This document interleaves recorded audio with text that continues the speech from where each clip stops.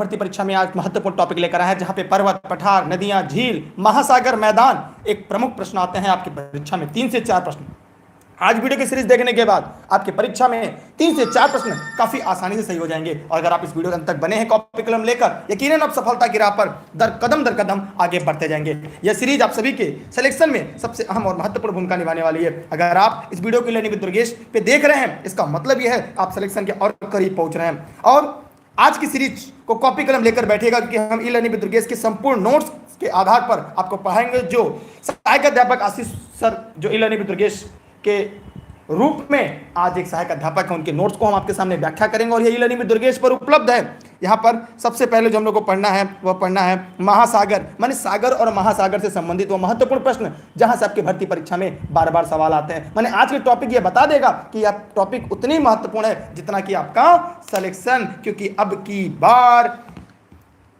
एक सीट हमार। चलिए जल्दी जल्दी फटाफट कमेंट करिए, सभी लोग जवाब दीजिएगा, चाहे से फेसबुक पे देख रहे हैं चाहे से यूट्यूब पर देख रहे हैं। सबसे पहला प्रश्न पूछेगा, विश्व का सबसे बड़ा महासागर क्या है?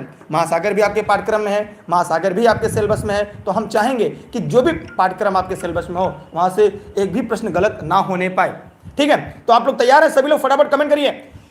कुल कितने महासागर हैं? जी हाँ, महासागर सबसे बड़ा पारस्परिक तंत्र का उदाहरण है मेरे प्यारे साथियों, इस देश के निर्माताओं, क्योंकि अब की बार एक सीट हमार। चलिए एक कदम और आगे बढ़ते हैं और आपके लिए एक नए अध्याय की तरफ बढ़ते हैं। अब देखिए, विश्व का सबसे छोटा महासागर क्या? आर्कटिक महासागर। 2 प्रश्न आपके तैयार। भारत के दक्षिण में हिंद महासागर स्थित है। एक सवाल आपकी परीक्षा में पूछा जाता है। जी हाँ, अगर आप लगातार ई लर्निंग विद दुर्गेश पढ़ रहे होंगे तो आपको यह बात पता होगा कि हिंद महासागर का पुराना नाम क्या है? हिंद महासागर का पुराना नाम क्या है? सभी लोग फटाफट कमेंट सेक्शन में जाइए और जवाब दीजिए। दूसरा बड़ा प्रश्न यहां से पूछा जाता है, वो ये पूछा जाता है कि दुनिया कौन सा ऐसा महासागर है जिसका नाम किसी देश के नाम पर रखा गया है? दूसरी बात, सबसे गहरा महासागर, मोस्ट इंपॉर्टेंट, आपके सिलेबस से वही टॉपिक पढ़ेंगे जो सीधा परीक्षा में आएगा। जी हाँ, उसका नाम है प्रशांत महासागर। सबसे कम गहरा महासागर कौन सा है? तो आर्कटिक महासागर। तो 2 और आपके प्रश्न तैयार, सबसे बड़ा, सबसे गहरा, सबसे छोटा, सबसे कम गहरा, इन दोनों के नाम एक हो गए, माने आपकी परीक्षा में काफी प्रश्न तैयार हो गए। यार जल्दी से वीडियो को शेयर कर दीजिएगा, पैसा नहीं कटेगा। अगर अभी तक आपने लाइक नहीं किया तो लाइक करने के बाद सभी साथी मित्रों को शेयर जरूर करिएगा। एस आकार का प्रशांत, एस आकार का जो सागर है, महासागर है, उसे क्या कहते हैं? वो है अटलांटिक महासागर। कौन सा? इसे आंध्र महासागर के नाम से भी जानते हैं। किस नाम से? इसे हम आंध्र महासागर के नाम पर भी जानते हैं। गर्म जलधारा, इसे गल्फ स्ट्रीम कहते हैं। ये कहाँ से? अटलांटिक महासागर से निकलती है। ठीक है, इसके कहाँ बहती है? अटलांटिक महासागर में बहती है। ये मोस्ट इंपॉर्टेंट है आप सभी के लिए, यह प्रश्न परीक्षा में पूछा जाता है। अगर आप सरकारी शिक्षक बनने के लिए वीडियो को पढ़ रहे हैं तो अंत तक बने रहिएगा। एशिया महाद्वीप में अफ्रीका महाद्वीप कैसे अलग करता है? तो याद रहे, एशिया महाद्वीप को अफ्रीका महाद्वीप से अलग करता है लाल सागर, सुएज नहर, मोस्ट इंपॉर्टेंट। ठीक, अगला, उत्तरी अमेरिका को एशिया अलग कौन करता है? ध्यान रहे, यह प्रश्न पूछा जाता है। उत्तरी अमेरिका को एशिया से अलग करता है बेरिंग सागर या बेरिंग जल संधि। यह दोनों तरह का प्रश्न आपके परीक्षा में पूछा जाता है। यूरोप को अफ्रीका से अलग करता है भूमध्य सागर। जी हाँ, याद रहे कि यूरोप को अफ्रीका से कौन अलग करता है? भूमध्य सागर। सभी लोग फटाफट कमेंट करके बताएं। उत्तरी अमेरिका को दक्षिणी अमेरिका से अलग करता है कौन सा? पनामा नहर। देखिए एक सवाल आ रहा है प्राइमरी सुपर टेट नोट्स को लेकर, तो मैं बताना चाहूंगा लगभग 2800 से ज्यादा पेज का है, लगभग 2800 से ज्यादा पेज का सुपर टेट का नोट्स है शिक्षक भर्ती लिखित परीक्षा का। विश्व की सबसे लंबी नहर कौन सी है? सुएज नहर। यह भी मतलब वही पढ़िए जो परीक्षा में आएगा, फालतू चीजों से हमें बचना है। मतलब विश्व की जो सबसे लंबी नहर है वो कौन सी नहर है? सुएज नहर है। भारत की सबसे लंबी नहर इंदिरा गांधी नहर है। भारत की सबसे लंबी नहर इंदिरा गांधी नहर है। सर्वाधिक लवणीय सागर कौन सा है? मृत सागर। सर्वाधिक लवणीय सागर। अभी बताते हैं लास्ट में आपको पुराना नाम क्या है। भारत किसी व्यक्ति के नाम पर ही रखा गया था। सबसे बड़ा सागर चीन सागर, सबसे बड़ा सागर चीन सागर, और सबसे बड़ा महासागर प्रशांत महासागर है। ठीक, सबके तैयार हो गए? अब एक और अगले प्रश्न की तरफ बढ़ते हैं। अगला प्रश्न है सबसे गहरा गर्त, सबसे गहरा स्थान मेरियाना गर्त, इसे चैलेंजर गर्त कहते हैं। इसकी गहराई 11,000 22 मीटर है और यह प्रशांत महासागर में है। कहाँ पर? यह प्रशांत महासागर में है। जी हाँ, कहाँ पर है? यह आपका प्रशांत महासागर में है। सबको तैयार हो गया? क्लियर हो गया सबका? चलिए और आगे देखते हैं। भारत का सबसे बड़ा जलप्रपात कौन सा है? भारत का सबसे बड़ा जलप्रपात कौन सा है? यह होगा गरसोप्पा, या कौन सा होगा? गरसोप्पा या जोग, या इसे महात्मा गांधी जलप्रपात कहते हैं। इसका क्या क्या नाम है? इसका नाम है गरसोप्पा जलप्रपात, इसका नाम है जोग जलप्रपात, इसका नाम है महात्मा गांधी जलप्रपात। ठीक है, और ये कहाँ पर है? ये सरौती नदी पर। किस नदी पर है? ये है आपका सरौती नदी पर है। और सरौती नदी कहाँ पर है? कर्नाटक में। कहाँ पे है? कर्नाटक में। मतलब एक ही टॉपिक से सारे कॉन्सेप्ट क्लियर। माने अगर हम देखें आपके भर्ती परीक्षा में किसी एक किताब से सारे टॉपिक नहीं मिलेंगे, लेकिन ई लर्निंग विद दुर्गेश के एक ही नोट से सारे टॉपिक आपको कवर हो जाएंगे जो आपके परीक्षा में आते हैं, जो आपके पाठ्यक्रम में आते हैं। अब है विश्व का सबसे ऊंचा जलप्रपात एंजिल जलप्रपात है, जिसकी ऊंचाई 379 मीटर है और ये कहाँ पर है? वेनेजुएला में। कहाँ पर है? वेनेजुएला में है। ठीक है, आप लोग जितने इस वीडियो को देख रहे हैं, एक बार इस वीडियो को अपने सभी साथी मित्रों को शेयर कर दीजिएगा, और अगर अभी तक आपने लाइक नहीं किया तो लाइक जरूर कर दीजिएगा। ठीक है, जितने लोगों ने लाइक और शेयर किया उनको थैंक यू। भगवान करे अब की बार एक सीट हमार में आपका भी नाम जरूर हो। आते हैं यहाँ पे भारत का जो भौगोलिक क्षेत्र है उसके बारे में पढ़ लेते हैं, जहाँ से परीक्षा में सवाल आते हैं। भारत का क्षेत्रफल 32,87,263 वर्ग किलोमीटर है, जो दुनिया का 7वां सबसे बड़ा देश है। पहला है रूस। भारत का मानक समय 82.5 डिग्री क्या है? भारत का जो मानक समय है वो 82.5 डिग्री क्या होगा? पूर्वी देशांतर है। भारत का मानक समय इलाहाबाद के नैनी से गुजरता है। क्षेत्रफल के दृष्टिकोण से भारत का सबसे बड़ा जो राज्य है, अगर हम क्षेत्रफल की बात करें तो क्षेत्रफल के दृष्टिकोण से भारत का सबसे बड़ा जो राज्य है वो कौन सा होगा? वो होगा आपका राजस्थान। क्षेत्रफल की दृष्टि से उत्तर प्रदेश का स्थान है चौथा। उत्तर प्रदेश क्या है? चौथे स्थान पर आता है। सबसे पहले सूर्योदय होता है अरुणाचल प्रदेश में। मोस्ट इंपॉर्टेंट, सबसे पहले भारत में सूर्योदय कहाँ होता है? इंडिया में अरुणाचल प्रदेश में होता है। और गुजरात में कब होता है अस्त? सबसे अंत में सूर्य कहाँ पे अस्त होता है? गुजरात में होता है। मतलब अरुणाचल प्रदेश और गुजरात के बीच में 2 घंटे का समय अंतराल है। यदि अरुणाचल प्रदेश में सूर्योदय 5 बजे होता है तो गुजरात में होगा आपका 7 बजे। ठीक है, यह बातें आप लोग जानते रहिएगा, यहाँ सबके परीक्षा में सीधे सवाल पूछे जाते हैं। चलिए बढ़ते हैं एक और अगले प्रश्न की तरफ। सूर्योदय का देश किसे कहते हैं? जापान को कहते हैं। जापान को हम सूर्योदय का देश कहते हैं। क्या कहते हैं? सूर्योदय का देश के नाम से जाना जाता है। क्षेत्रफल की दृष्टि से विश्व का बड़ा देश कौन सा है? रूस है। क्षेत्रफल की दृष्टिकोण से, क्षेत्रफल की दृष्टि से विश्व का सबसे बड़ा देश कौन सा है? रूस है। भारत किस स्थान पे आता है? 7वें स्थान पे। 8वें पे अर्जेंटीना। ठीक है, अगला है आपके सामने टॉपिक। हम वही टॉपिक पढ़ेंगे जहां से परीक्षा में सीधे सीधे सवाल आते हैं। जनसंख्या की दृष्टि से भारत का स्थान दूसरा है और पहले पे चीन है। लगभग 121 करोड़ जनसंख्या है। अभी नया जनगणना आया उसके अलावा उससे आधार इतर टॉपिक होगा। जनसंख्या की दृष्टि से उत्तर प्रदेश का भारत में स्थान है प्रथम, माने यूपी भारत में प्रथम स्थान रखता है जनसंख्या के दृष्टिकोण से। यार आप लोग जितने लोग वीडियो को लाइव देख रहे हो, उतने लोगों ने अभी तक वीडियो को लाइक भी नहीं किया ना शेयर किया है। गजब गजब के लोग हैं आप सब। भगवान आप लोग को ऐसे बनाए रखे। भारत का उत्तरी छोर, देखिए भारत की अगर देखा जाए, अगर हम यहाँ पे भारत की बात करें,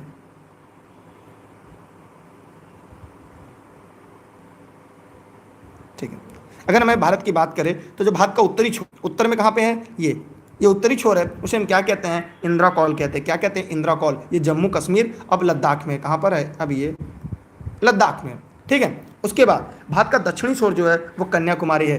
क्या है? कन्याकुमारी। याद रहे, दक्षिण छोर की बात करते हैं, कन्याकुमारी कहाँ पे? ये मुख्य भूमि। कन्याकुमारी क्या है? मुख्य भूमि है। लेकिन वैसे क्या है? इंदिरा पॉइंट। इंदिरा पॉइंट कहाँ है? यहाँ पर है। माने अगर हम बात करें अंडमान निकोबार द्वीप समूह को, ठीक है, अंडमान निकोबार द्वीप समूह का जो सबसे दक्षिणतम बिंदु है उसे हम इंदिरा पॉइंट कहते हैं। इसका पुराना नाम पिग्मेलियन पॉइंट के नाम से जाना जाता है। किस नाम से? पिग्मेलियन पॉइंट के नाम से जाना जाता है।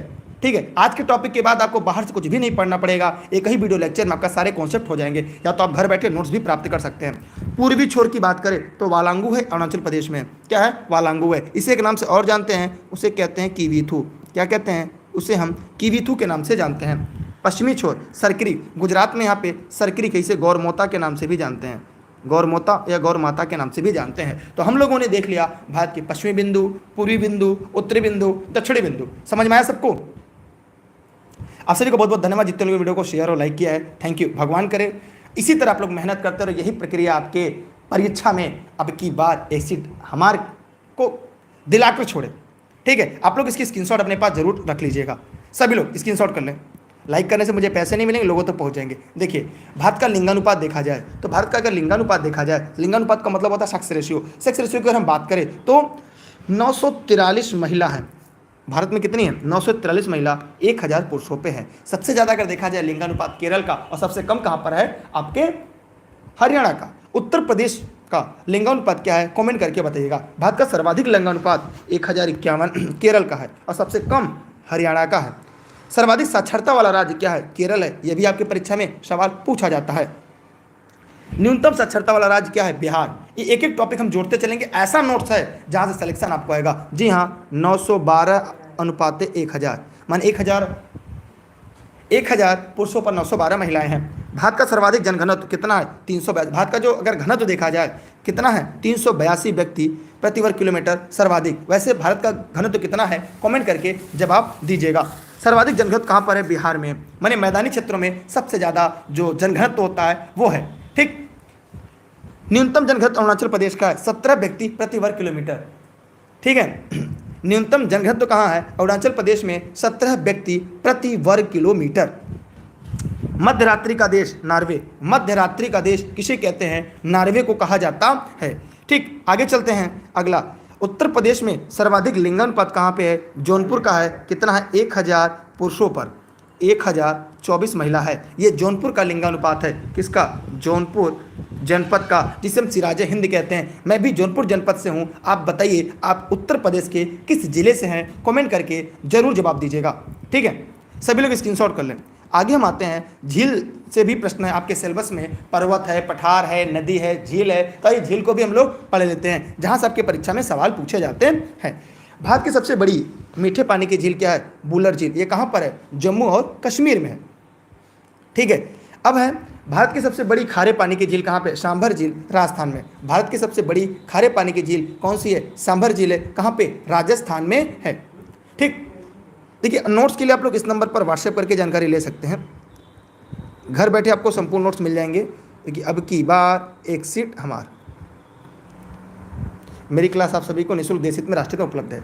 भारत की सबसे बड़ी खारे पानी की झील, लैगून झील की बात करें तो क्या है? चिल्का झील है, जो उड़ीसा में। 2 प्रश्न आता है। भारत की सबसे बड़ी खारे पानी की झील सांभर झील है, जो राजस्थान में है।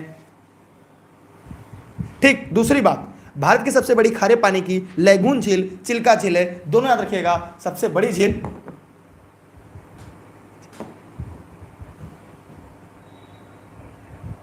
अच्छा ठीक, हम ना लेगो क्यों? हम दोनों ठीक है।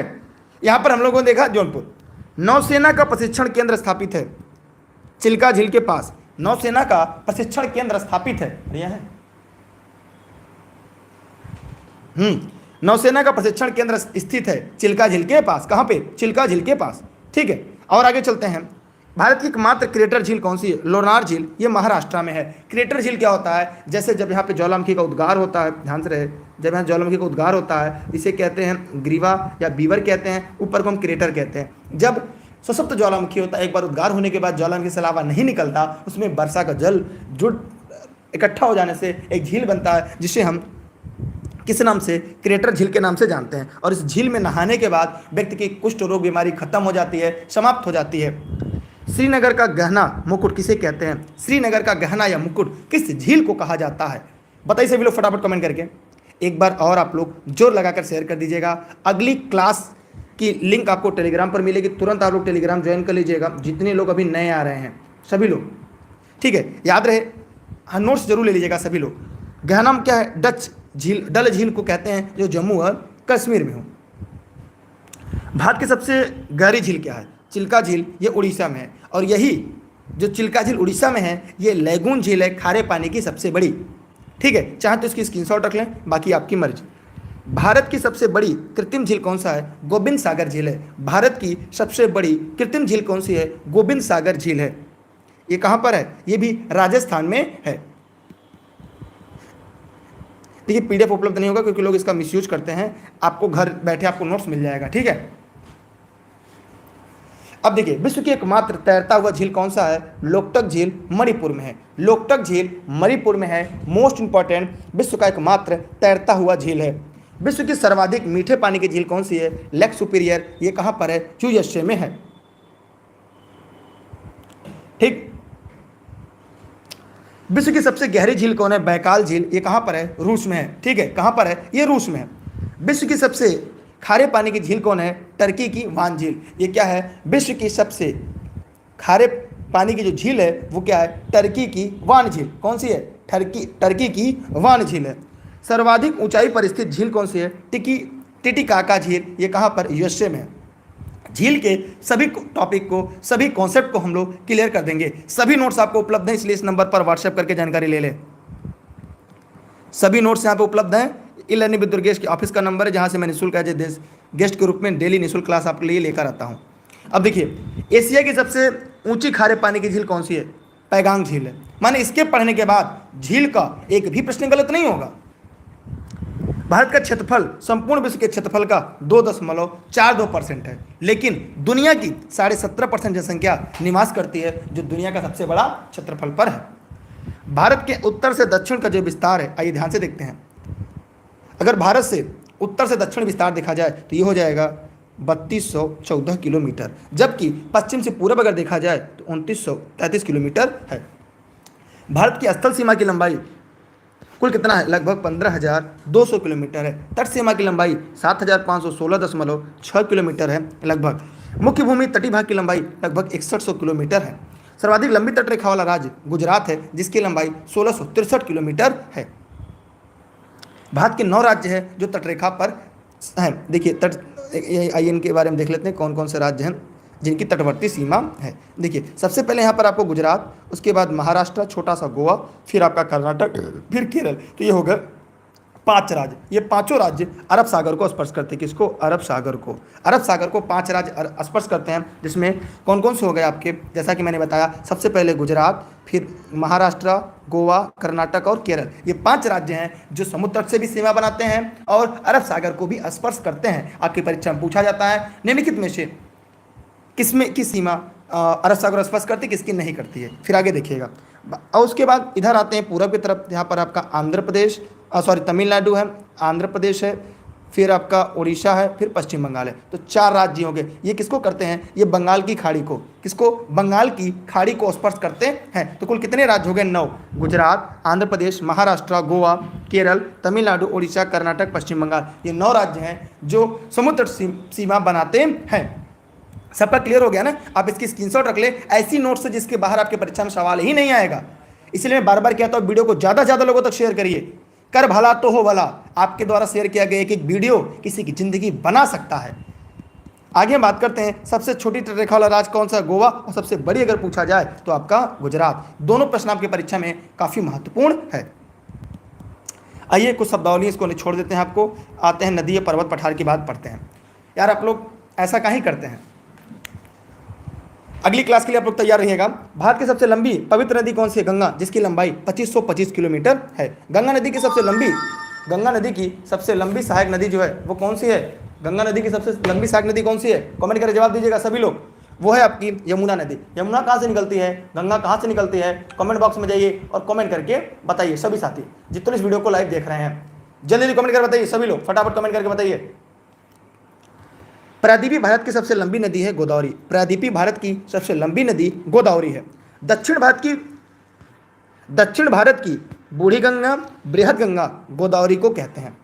दक्षिण भारत की गंगा, 2 प्रश्न आता है, एक दक्षिण भारत की गंगा और दक्षिण की गंगा। तो दक्षिण भारत की जो गंगा होगी वो कावेरी होगी। याद रहे, मैं यहाँ पे लिख दे रहा हूँ। देखिए दक्षिण भारत की गंगा, ठीक। और दूसरा होता है दक्षिण की गंगा।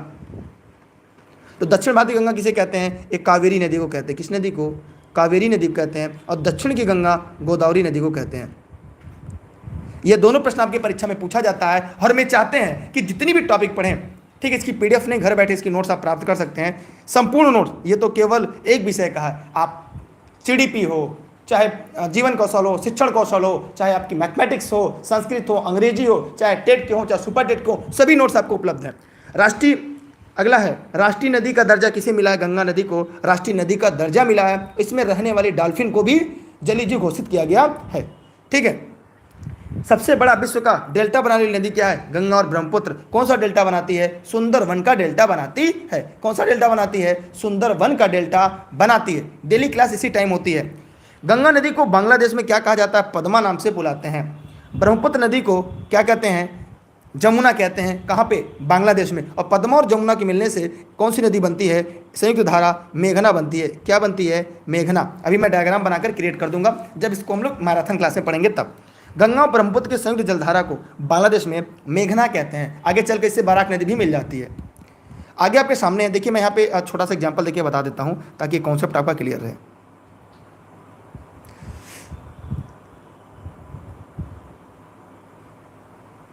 माना हमारा भारत है, काम चलो मैंने बना दिया। देखिए यहाँ से निकलती है सांगपो नाम से ब्रह्मपुत्र। यहाँ पे इसे क्या कहते हैं? सांगपो कहते हैं। क्या कहते हैं? सांगपो। ये भारत में प्रवेश करती तब दिहांग घाट से, तो इसका नाम हो जाता है दिहांग नदी। कौन सी नदी? दिहांग नदी। जब ये असम में पहुंची तब इसे कहते हैं ब्रह्मपुत्र। क्या कहते हैं? ब्रह्मपुत्र कहते हैं। फिर ये और आगे जाती है तब इसे कहते हैं जमुना। क्या कहते हैं? ये जमुना नाम से यहाँ प्रवेश करती है। इधर से गंगा निकलती है, यहाँ पे दो धाराएं टूट के गंगा जाती है पद्मा। क्या बन जाती है? यहाँ पे गंगा को क्या कहते हैं? पद्मा कहते हैं। ध्यान रहे आप लोग, सभी लोग, ये पद्मा कहते हैं। पद्मा दोनों मिल जाती है, इसे कहते हैं मेघना। अब इसे क्या कहते हैं? मेघना कहते हैं। तो ये देखिए सांगपो नाम से ब्रह्मपुत्र निकलते हैं, फिर इसे देहांग कहते हैं अरुणाचल प्रदेश से, फिर ब्रह्मपुत्र असम में कहते हैं, आगे चल के जमुना कहते हैं। जमुना और पद्मा के मिलन होने के बाद इसे मेघना नाम से जानते हैं। ठीक है, आप लोग इसको अच्छी तरह से पढ़ लीजिएगा, इसे मेघना कहते हैं। अगला प्रश्न आपके सामने शायद आपको दिख रहा होगा। ब्रह्मपुत्र नदी को तिब्बत में क्या कहते हैं? तो सांगपो कहते हैं। ब्रह्मपुत्र नदी को क्या कहते हैं? सांगपो कहते हैं। दिहांग या दिबांग कहाँ कहते हैं? अरुणाचल प्रदेश में कहते हैं। अभी मैंने डायग्राम बनाकर आपको स्पष्ट रूप से बता दिया। क्लियर हो रहा है सबके? नहीं कॉन्सेप्ट? अगर कॉन्सेप्ट क्लियर हो रहा है तो वीडियो को ज़्यादा से ज़्यादा लोगों को शेयर करिएगा, चाहे इसे फेसबुक पर देख रहे हैं, चाहे इसे यूट्यूब पर देख रहे हैं। इसके बाद अगली क्लास के लिए लोग तैयार रहिएगा। ठीक है, कुछ देर के बाद अगली क्लास होगी। यहाँ पर है रिफ्ट घाटी या भ्रंश घाटी से होकर बहने वाली नदी क्या है? नर्मदा है, ताप्ती है, और एक नदी और है, नर्मदा ताप्ती। दूसरी आपकी कौन सी है भ्रंश घाटी से? दामोदर नदी। ये दामोदर नदी छोटा नागपुर के पठार से निकलती है। इसे पश्चिम बंगाल का श्लोक भी कहते हैं, और इसे एक नाम से और जानते हैं, वो कमेंट करके बताइएगा इसे किस उपनाम से जानते हैं। अगला है आपके अरब सागर में गिरने वाली भारत की प्रमुख नदियाँ। तो नर्मदा गिरती है, ताप्ती गिरती है, नर्मदा, ताप्ती, साबरमती और लूनी नदी। ठीक है, ये नदियाँ कहाँ गिरती हैं? ये अरब सागर में जाकर गिरती हैं। मोस्ट इंपॉर्टेंट है। भारत की लवड़ी नदी लूनी गायब हो जाती है गुजरात में। कहाँ पे? कच्छ के रण में। कच्छ का रण, कच्छ जो है भारत का सबसे बड़ा जिला है क्षेत्रफल के दृष्टिकोण से। भारत की सर्वाधिक प्रदूषित नदी क्या है? दामोदर और यमुना नदी है। मोस्ट इंपॉर्टेंट, यह आप लोग जानते रहिएगा। दामोदर को जैवी मरुस्थल के नाम से भी जानते हैं। ठीक है, आगे बताएंगे इसे क्या कहते हैं। भारत के राष्ट्रीय जलीय जीव डॉल्फिन को कहा गया है। अभी हाल ही की परीक्षाओं में यहाँ से प्रश्न पूछे गए थे और पढ़ाए गए थे। इससे भारत की राइन नदी कहते हैं दामोदर को। डॉल्फिन वर्ष घोषित किया गया 2007 को। 2007 को डॉल्फिन वर्ष घोषित किया गया। मोस्ट इंपॉर्टेंट, देखिए ई लर्निंग विद दुर्गेश के ऐप प्ले स्टोर से डाउनलोड करिएगा। और अभी तक आप टेलीग्राम नहीं ज्वाइन कर, जल्दी से टेलीग्राम ज्वाइन करिएगा ताकि हर क्लास की लिंक और पीडीएफ नोट्स आप सभी को मिल जाए। टेलीग्राम पर डिस्क्रिप्शन में सर्च करके जोड़ लीजिएगा। ठीक है, ठीक, आगे देखते हैं हम लोग प्रमुख नदियां एवं उसका उद्गम स्थल। गंगा कहाँ से निकलती है? गंगोत्री के ग्लेशियर से निकलती है। यमुना यमुनोत्री से निकलती है। गोदावरी त्र्यंबक के पहाड़ी से निकलती है जो नासिक और महाराष्ट्र में है। नर्मदा अमरकंटक से निकलती है, यह मध्य प्रदेश में। गोमती नदी फुल्लर झील पीलीभीत से निकलती है। ब्रह्मपुत्र सिंधु चिनाब मानसरोवर झील राकसताल तिब्बत जो चीन आधिपत्य में है। ठीक, आगे देखते हैं गंगा नदी कहाँ से यमुना मिलती है? देवप्रयाग में, और यहीं से इसका नाम क्या होता है? गंगा नदी होता है। इधर से क्या आती है? आपकी भागीरथी आती है, इधर से अलकनंदा आती है। देवप्रयाग में यहाँ पे हरिद्वार है। क्या है? हरिद्वार। और हरिद्वार में इसे किस नाम से जानते हैं? गंगा नाम से जानते हैं। ठीक, क्या नाम से जानते हैं? गंगा नदी के नाम से जानते हैं। आइए, दामोदर कहाँ से निकलती है? छोटा नागपुर के पठार से निकलती है। देवप्रयाग, अच्छा देवप्रयाग ने इलाहाबाद में संगम का तट बनता है। गंगा यमुना का वहाँ पे मिलन होता है।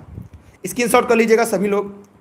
आगे आपके सामने आता है चीन का शोक किसे कहते हैं? वांगहो नदी को, पीली नदी को चीन का शोक कहते हैं। बिहार का शोक कोसी नदी को कहते हैं। दामोदर नदी को बंगाल का शोक कहते हैं। उड़ीसा का शोक ब्राह्मणी नदी को कहते हैं, उत्तर प्रदेश का शोक राप्ती नदी को कहते हैं, और गोरखपुर के शोक के नाम से भी जाना जाता है। एक सवाल आता है कि गोरखपुर किस नदी के किनारे बना है, कमेंट करके सभी लोग जवाब दीजिएगा। ठीक, आगे देखते हैं, सर्वाधिक मार्ग बदलने वाली नदी कोसी है। देखिए आप लोग ध्यान से पढ़िएगा कि सबसे ज्यादा मार्ग बदलती भारत में कौन सी नदी, कोसी नदी। इस कारण भी इसे बिहार का शोक कहा जाता है, सबसे ज्यादा बाढ़ लाने का काम यही करती है। काली नदी किसे कहते हैं, शारदा नदी के एक नाम है जिसे हम काली नदी के नाम से भी जानते हैं। वह नदी जो डेल्टा नहीं बनाती उसे नर्मदा या ताप्ती कहते हैं। जो नदी डेल्टा नहीं बनाती उसे कौन कौन है, नर्मदा, ताप्ती। ये क्या बनाती है, एक्चुअरी बनाती है। ठीक है, क्या बनाती है, एक्चुअरी बनाती है। विश्व का सबसे बड़ा नदी द्वीप मांजुली है, यह ब्रह्मपुत्र नदी पर है। ठीक है, ध्यान रहे, मांजुली द्वीप दुनिया का सबसे बड़ा नदी द्वीप है। ब्रह्मपुत्र नदी के द्वारा कहाँ बनाया जाता है, असम में बनाया जाता है। मोस्ट इंपॉर्टेंट है, यहाँ पे आपकी परीक्षा में एक सवाल पक्के पूछे जाते हैं। विश्व की सबसे लंबी नदी कौन सी है, नील नदी है। यह मिस्र से निकलती है, मिस्र में बहती, इसलिए मिस्र किनारे से बहती है, इसलिए इसे क्या कहते हैं बताइएगा। नील नदी को मिस्र का वरदान कहते हैं। विश्व की सबसे बड़ी नदी क्या, अमेजन नदी है, जो अमेरिका में है। अफवाह के दृष्टिकोण से देखा जाए तो दुनिया की सबसे बड़ी जो नदी है वो ये होगा। आगे है, एशिया की सबसे बड़ी लंबी नदी यांग टीसी क्यांग है, जो चीन में बहती है। चाहे तो आप इसकी स्क्रीनशॉट रख लें, अगली क्लास कुछ मिनट के बाद होगी, इसलिए इसको जल्दी से समाप्त करना है। आइए, नदियों किनारे बसे शहर जहाँ से परीक्षा में सवाल आते हैं। वाराणसी, हरिद्वार, कानपुर, पटना, ये किस नदी किनारे हैं, गंगा नदी के किनारे बसे हैं। ठीक है, आगे देखिएगा, प्रयागराज, इलाहाबाद, गंगा यमुना सरस्वती के मुहाने पर, संगम पर स्थित है। ठीक है, हाँ देखिए, जो डॉल्फिन वर्ष घोषित किया गया था वो 2009 है। ठीक है, वहाँ गलती से 2007 लिखा गया है, आप लोग नोट्स में मिला लीजिएगा।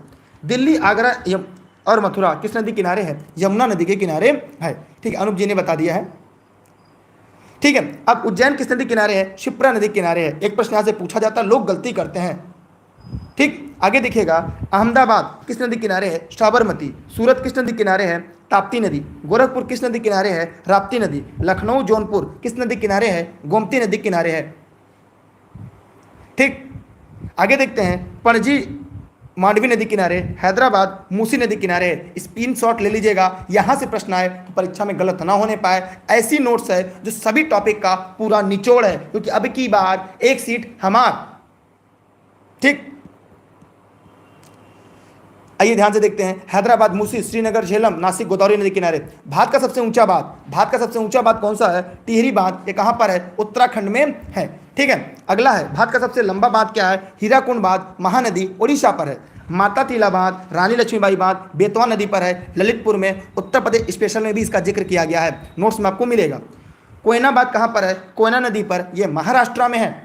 भारत का एकमात्र गुत्ती बांध भाखड़ा नागड़, भाखड़ा अलग है, नागड़ अलग है, सतलुज नदी पर, पंजाब में है। ठीक है, मैं आगे पढ़ाऊंगा, भाखड़ा अलग है, नागड़ अलग है, क्योंकि आपकी परीक्षा धीरे धीरे सर पर आ रही है, तो मुझे मजबूरन ऐसे टॉपिक को थोड़ा तेजी से पढ़ाना पड़ रहा है।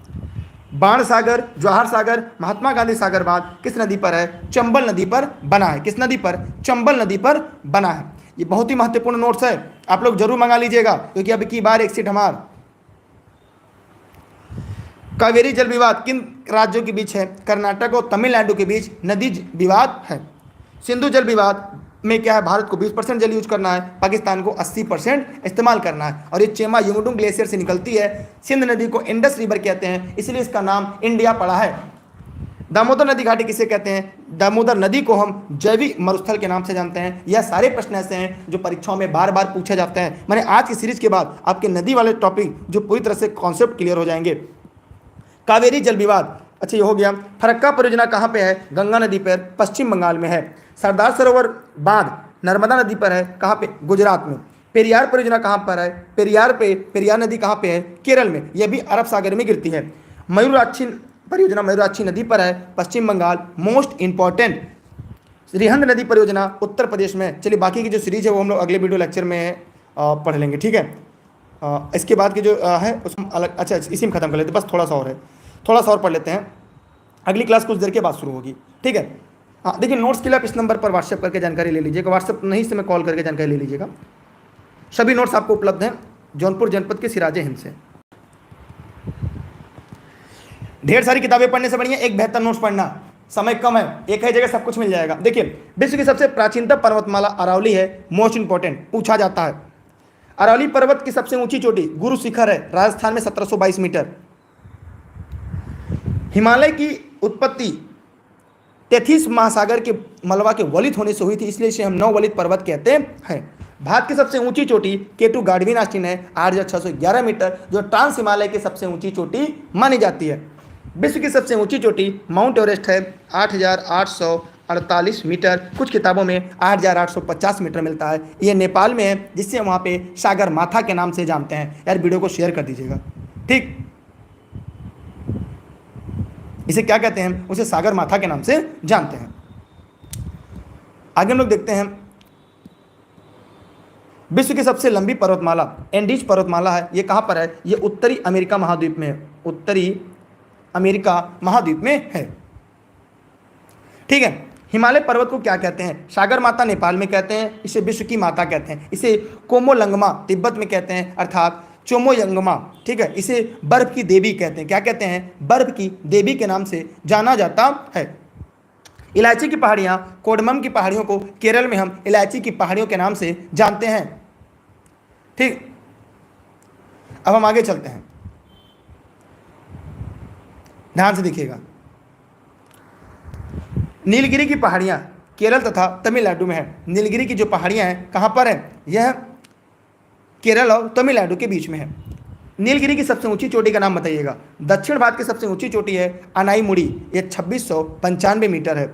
नीलगिरी पहाड़ी की सबसे ऊंची चोटी दोदा बेटा है, 2623 मीटर है। और जो दक्षिण भारत की दूसरी सबसे ऊंची चोटी है, दो प्रश्न पूछा जाता है। नीलगिरी की सबसे ऊंची चोटी दोदा बेटा है, और नीलगिरी की दक्षिण भारत की दूसरी सबसे ऊंची चोटी दोदा बेटा है, और नीलगिरी की सबसे ऊंची चोटी भी दोदा बेटा है। 2623, कहीं की किताब में 2637 मीटर मिलता है। दोनों आपका सही है, 2623 मीटर भी अलग अलग किताबों में अलग अलग मिलता है। सबरीमाला पर्वत श्रृंखला कहाँ पर है, केरल में है। एक सवाल है कि सबरीमाला मंदिर कहाँ पर है, कमेंट करके जवाब दीजिएगा, स्क्रीनशॉट सभी लोग कर लीजिएगा। पर्वत कितने प्रकार के होते हैं, तो पर्वत हमारे यहाँ 4 प्रकार के होते हैं। वलित पर्वत, नवीन मोरदार पर्वत के उदाहरण क्या है, हिमालय पर्वत नवीन पर्वत है, एंडीज पर्वत नवीन पर्वत है, यूराल पर्वत नवीन पर्वत है, आल्पस पर्वत, ये सभी नवीन वलित मोरदार पर्वत के उदाहरण हैं, ठीक। अगला ब्लैक पर्वत का उदाहरण है ब्लैक फॉरेस्ट, जर्मनी में है। सॉल्ट रेंज पाकिस्तान में है। सॉल्ट रेंज की सबसे बड़ी विशेषता क्या है, कमेंट सेक्शन में जाइए, कमेंट करके बताइए। अगली क्लास कुछ सेकंड के बाद होगी, मतलब ये क्लास जैसे ही खत्म होगी अगली क्लास आपकी शुरू हो जाएगी। अपशिष्ट पर्वत के उदाहरण है विंध्याचल पर्वत, सतपुड़ा पर्वत, ये अपशिष्ट पर्वत के उदाहरण है। भारत का सबसे पुराना पर्वत क्या है, अरावली रेंज है, जिसकी सबसे ऊंची चोटी क्या है, गुरु शिखर है। विश्व की सबसे ज्वालामुखी पर्वत का उदाहरण है कोटापैक्सी, इक्वाडोर, यह ज्वालामुखी पर्वत का उदाहरण है। यह सबसे ऊंचा ज्वालामुखी पर्वत भी है, कोटापैक्सी के नाम से जानते हैं। इक्वाडोर जो दक्षिणी अमेरिका महाद्वीप में है। आगे देखते हैं, विश्व का सबसे बड़ा ग्लेशियर कौन सा है, सियाचिन का ग्लेशियर। ये क्या है, विश्व का सबसे बड़ा ग्लेशियर है सियाचिन का ग्लेशियर। अगला है आपके सामने काराकोरम पर्वत श्रृंखला, इसी पर स्थित है, या काराकोरम श्रृंखला पर ही सियाचिन ग्लेशियर है। सिक्किम की सबसे ऊंची चोटी कंचनजंगा है, 8598 मीटर। ये भारत के सीमा क्षेत्र के अंदर भारत की सबसे ऊंची चोटी जो है वो है आपकी कंचनजंगा, ठीक है। क्या होगी, कंचनजंगा होगी, स्क्रीनशॉट कर लीजिएगा। अब भारत की प्रमुख झीलें पढ़ लेते हैं, इसी के साथ आपका सिलेबस का लगभग सीरीज कंप्लीट हो जाएगा। आप लोग टेलीग्राम पर जरूर जुड़िएगा, जितने लोग अभी तक टेलीग्राम नहीं ज्वाइन किए हैं। देखिए, जम्मू कश्मीर के प्रमुख झील शेषनाग झील, अनंतनाग झील, बैरीनाग, नागिन, नागीना झील और डच झील, बुलर झील, ये जम्मू कश्मीर के प्रमुख झील हैं जहां से आपकी परीक्षा में सवाल पूछे जाते हैं। देवताल, खुरापाताल, नैनीताल, राकसताल और सातताल, ये सभी कहाँ पर, उत्तराखंड में। मतलब नाग नागिन झील अगर आ जाए तो जम्मू कश्मीर लगाइएगा, ताल वाला आ जाए तो उत्तराखंड लगाइएगा। बाकी आप लोग एक बार याद रखिएगा, क्योंकि मेरा उद्देश्य आपका सिलेक्शन है। दूसरी बात, राजस्थान में बिछौड़ा झील है, डिडवाना है, पुष्कर झील है, सांबर झील है, लून कसरन झील है। आप लोग से निवेदन है मेरा है, अगर आप चाहते हैं ऐसी क्लास कंप्लीट सिलेबस हम आपके लिए निःशुल्क लेकर आएँ तो आप लोग इस वीडियो को शेयर करिएगा, ज़्यादा से ज़्यादा लोगों तक पहुँचाइएगा। जितनी मेरी जिम्मेदारी उतनी आपकी भी है। आंध्र प्रदेश की प्रमुख झील क्या है आपकी, कोयरू झील है, हुसैन सागर है, नागार्जुन सागर झील है। ये आंध्र प्रदेश के प्रमुख झील है जो परीक्षा में पूछा जाता है, ठीक है। अब उड़ीसा क्या है, उड़ीसा में चिल्का झील है, ठीक है, इसको चिल्का झील है। मणिपुर में लोकटक झील है, और याद रहे लोकटक झील में एक तैरता हुआ एक तैरता हुआ आपका अभ्यारण्य, उसका नाम कमेंट करके बताइएगा जो परीक्षा में पूछा जाता है। मैं थोड़ा तेज पढ़ा रहा हूँ क्योंकि परीक्षा आपके सर पर है। तमिलनाडु में पुलिकट झील, देखिए पुलिकट झील ऐसे है जैसे आपका ये दक्षिण भारत हो गया, ठीक है। यहाँ पर आपका तमिलनाडु है और यहाँ पे आपका आंध्र प्रदेश, इन दोनों की सीमाओं के बीच में जो है ये पुलिकट झील है, यहीं पर आपका पुलिकट झील है। महाराष्ट्र में लोनार झील है, महाराष्ट्र में क्या है, लोनार झील है, ठीक है। अब सिक्किम में क्या है, चोलोमा झील है, ये काफ़ी महत्वपूर्ण है, ठीक है। सभी लोग इसकी स्क्रीनशॉट रख लें। देखिए इसका पीडीएफ नहीं मिलेगा, इसकी हॉट कॉपी नोट्स आपको मिलेगी, क्योंकि काबुल लामजाओ बहुत सही जवाब दिया आप लोगों ने। पीडीएफ इसका लोग इसका मिसयूज करेंगे, इसलिए इसकी हॉट कॉपी नोट्स आपके घर तक उपलब्ध है, ठीक है। आप इसकी स्क्रीनशॉट रख लीजिएगा। भारत की सर्वाधिक मीठे पानी की झील क्या है, बुल्लर झील है। भारत की खारे पानी की झील सांबर झील है।